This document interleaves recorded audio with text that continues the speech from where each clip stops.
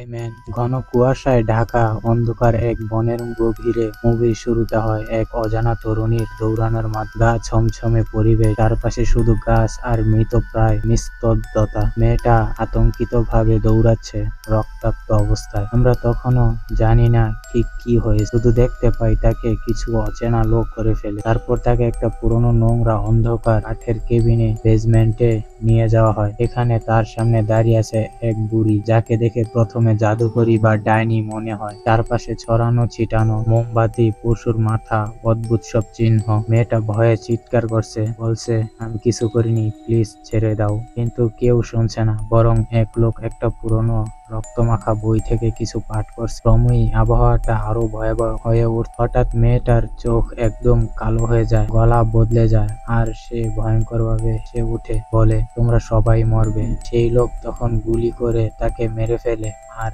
তাকে আগুনে পুড়িয়ে ফেলা হয়। এখানে বোঝা যায় কোনো অশুভ কিছু জেগে উঠেছিল, যেটাকে থামাতে মানুষ এতটা নির্মম হতে বাধ্য হয়েছিল। এরপর শুরু হয় মূল গল্প। 5 জন বন্ধু, ডেভিড, তার ছোট বোন মিয়া, তাদের 2 পুরনো বন্ধু অলিভিয়া আর এরিক, এবং নেটালি, যে কিনা ডেভিডের প্রেমিকা। তারা সবাই শহর থেকে অনেক দূরের এক পুরনো কেবিনে আসে। এই কেবিনটা ছিল ডেভিড আর মিয়ার পরিবারের সম্পত্তি, যেটা বহু বছর ধরেই বন্ধ ছিল। তাদের উদ্দেশ্য মিয়াকে নেশা ছাড়াতে সাহায্য করা। সে অনেকদিন ধরে ড্রাগ আসক্ত, এবং এই নির্জন পরিবেশে তাকে ডিটক্স করানোর পরিকল্পনা করে তারা। মিয়া প্রথম থেকেই অস্থির আর অস্বস্তিকর অনুভব করে। সে বলে যে এই কেবিনটা ভয়ানক গন্ধ করছে। কেউ খুব একটা পাত্তা না দিলেও অলিভিয়া, যিনি একজন নার্স, বলেন এটা ডিটক্সের প্রভাব। কিন্তু ক্যামেরা আমাদের দেখায় নিচে বেসমেন্টের দরজা রক্ত আর কুকুরের লোমে ভরা। এখানে স্পষ্ট বোঝা যায় কিছু একটা ঠিক নেই। রাতটা ধীরে ধীরে ভয়াবহ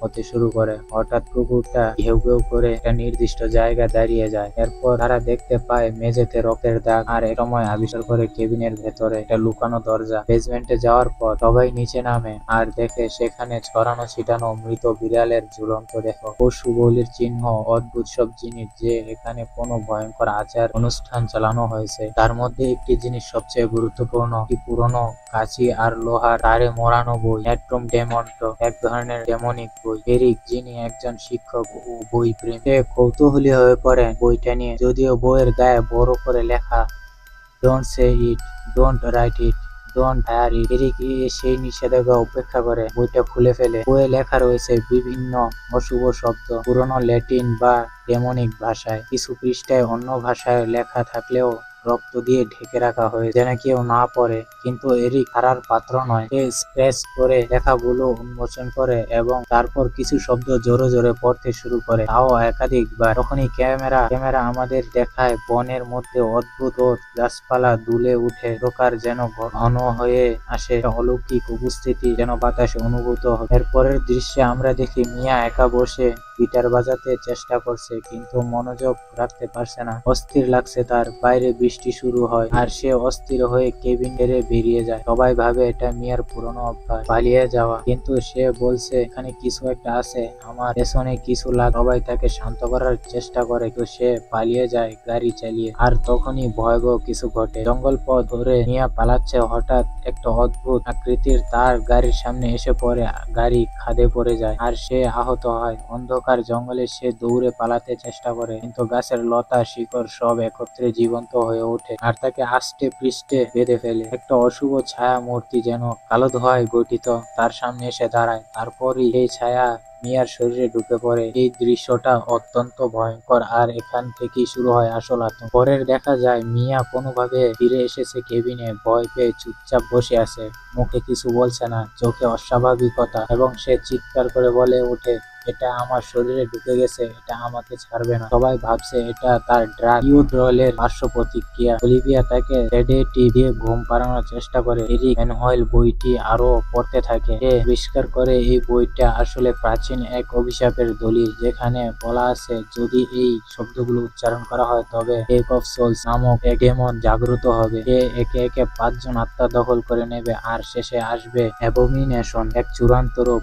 এরিক এটা বুঝে ওঠার আগেই পরিস্থিতি আরো খারাপ হতে শুরু করে। মিয়া হঠাৎ ঘুম থেকে জেগে উঠে, গায়ে রক্ত, মুখে অদ্ভুত চেহারা এবং ভয়ঙ্কর রূপে বাথরুমে গিয়ে আয়নার সামনে দাঁড়ায়। সে নিজেকে নখ দিয়ে আঁচড়াতে শুরু করে, গলা দিয়ে অদ্ভুত শব্দ বের হতে থাকে। অলিভিয়া যখন মিয়াকে থামাতে বাথরুমে যায়, তখন মিয়া আয়নার সামনে দাঁড়িয়ে অদ্ভুত ভাবে নিজের মুখে তাকিয়ে আছে। মুখে বিকৃতি হাসি, চোখ একদম কালো। হঠাৎ সে ঘুরে দাঁড়ায় আর অলিভিয়ার উপর ঝাঁপিয়ে পড়ে। ক্যামেরা তখন দুলে উঠে, ছায়া আলোয় ভরে যায় স্ক্রিন। অলিভিয়ার চিৎকার, সবাই ছুটে আসে, কিন্তু মিয়া সবার চোখের আড়ালেই মিস হয়ে যায় বাথরুমের জানালা। তার মুখে তখনও সেই একই কথা, তোমরা সবাই মরবে। এরিক ভয়ে আর সন্দেহে পড়ে। সে জানে কিছু একটা খুব খারাপ শুরু হয়েছে, কিন্তু বাকিরা তখনও বুঝতে পারছে না ঘটনাটা কতটা সিরিয়াস। অলিভিয়া এরপর বাথরুম পরিষ্কার করতে যায়, কিন্তু তখন সে নিজেই পরিবর্তিত হতে শুরু করে। বুকে একটা অদ্ভুত ব্যথা, হাত কাঁপছে। ধীরে ধীরে সে এক ধরনের ট্রান্সে চলে যায়। আয়নায় সে নিজের চেহারা দেখে, আর সেই মুহূর্তে নিজের মুখ ভাঙা আয়না ঢুকিয়ে দেয়। নিজের গাল কেটে ফেলে, চোখ দিয়ে রক্ত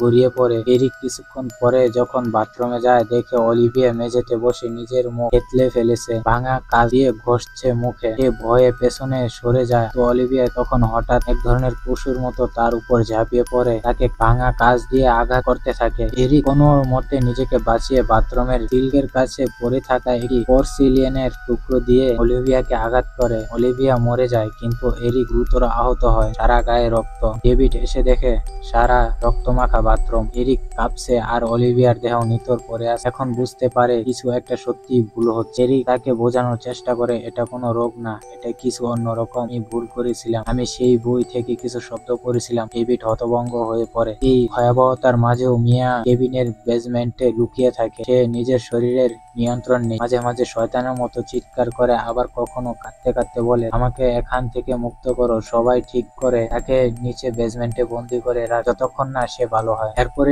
শান্ত মুহূর্ত আসে, এটা দীর্ঘস্থায়ী। ডেভিডের প্রেমিকা নেটালি যখন দরজার পাশে দাঁড়িয়ে থাকে, হঠাৎ সে থেকে মিয়ার কান্না শুনে দরজা খুলে ফেলে। মিয়া নিচ থেকে উঠে বলে, আমি এখন ঠিক আছি, আমাকে তোমরা ভালোবাসো না? আমি ঠিক হয়ে গেছি। নেটালি একটু এগিয়ে যেতেই হঠাৎ মিয়া ঝাঁপিয়ে পড়ে তার উপর, মুখের মধ্যে কামড় দিয়ে, হাতে ছুরি দিয়ে কেটে ফেলে তার হাত। নেটালি কোনো মতে নিজেকে ছাড়িয়ে নিয়ে পালায়, কিন্তু তার হাতে তখন গভীর কাট লেগে যায়। সে বাথরুমে গিয়ে নিজে নিজে হাত পরিষ্কার করতে থাকে, কিন্তু হঠাৎ দেখতে পায় তার হাতে কালো কিছু ছড়িয়ে পড়ছে, যেন পচন ধীরে ধীরে তার রক্তনালীতে ঢুকে। তার নিজের উপর আর কোনো নিয়ন্ত্রণ থাকে না। তখন সে এক ধরনের অচিন শক্তির প্রভাবে নিজেই তার হাত কেটে ফেলে ইলেকট্রিক কাটার দিয়ে। দৃশ্যটা চরম ভয়াবহ, রক্ত ছিটকে পড়ছে চারদিকে, চোখে হালকা জল। তো নেটালি যেন তখনও কিছুটা সচেতন। ডেভিড আর এরিক উঠে আসে, দেখে নেটালির হাত কাটা। সে বসে আছে নিঃশব্দে। তারা তাকে সামলানোর চেষ্টা করে, কিন্তু হঠাৎ নেটালি হাসতে থাকে, তারপর বলে, তোমরা সবাই মরে যাবে, এবং এক লাফে তার বাকি হাতে থাকা লোহার নেল গান তুলে নেয়, একে একে গুলি ছোড়ে এরিকের উপর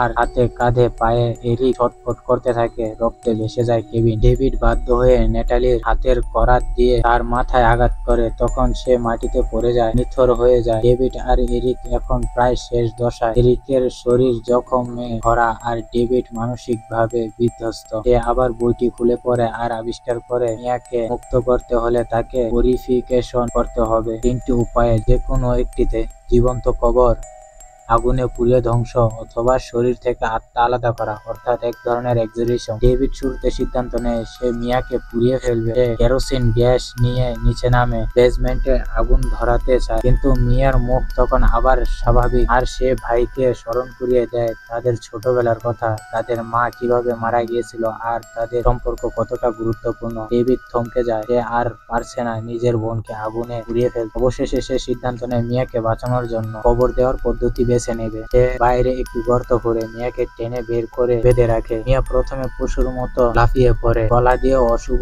আওয়াজ বের করে, তারপর আবার কাঁদে, মিনতি করে, ভয় দেখায়, তুমি আমায় মেরে ফেলছো ভাই। তবুও ডেভিড মাটিতে তাকে পুঁতে ফেলে, মুখ পর্যন্ত ঢেকে দেয়। কয়েক মুহূর্ত পরে তার দেহ নিস্তেজ হয়ে যায়। তারপর ডেভিড আবার মাটির নিচে দেহটা বের করে আনে, সাদা কাপড় জড়িয়ে দেয়, আর একটা হোমমেড ডিফিব্রিলেটর এর মতো যন্ত্র ব্যবহার করে তাকে বাঁচানোর চেষ্টা করে। অনেকবার ব্যর্থ হওয়ার যাওয়ার পর হঠাৎ করে মিয়া চলে যায়। সে শ্বাস নিতে শুরু করে। মিয়া ফিরে আসে। ডেভিড তাকে জড়িয়ে ধরে, কিন্তু ঠিক তখনই কেবিন থেকে অদ্ভুত আওয়াজ আসে। ডেভিড ভেতরে যায় দেখে এবং দেখে এরিক আবার উঠে এসেছে। সে এখন আর মানুষ নয়। ডেভিড বাধ্য হয়ে তাকে শেষবারের মতো গুলি করে। তারপর সে বুঝে যায় এই অভিশাপ শেষ হয়। ডেভিড মিয়াকে বাইরে পাঠিয়ে দেয় আর যে কেবিনে ঢুকে দরজা আটকে গ্যাসের ট্যাঙ্ক খুলে দেয়, আগুন ধরিয়ে দেয়। কেবিন বিস্ফোরণে উড়ে যায়। কেবিনটা আগুনে পুড়ে ছাই হয়ে গেছে। চারপাশে ধোঁয়া আর ছাই উঠছে। চারদিকে এক অদ্ভুত নিস্তব্ধতা। মিয়া একা দাঁড়িয়ে, ভেতরে একরাশ দুঃখ আর ঘৃণা। সব হারিয়ে গেছে, ভাই, বন্ধু, সবাই। সে ধীরে ধীরে বনের দিকে হেঁটে যায়, কিন্তু হঠাৎ মাটিতে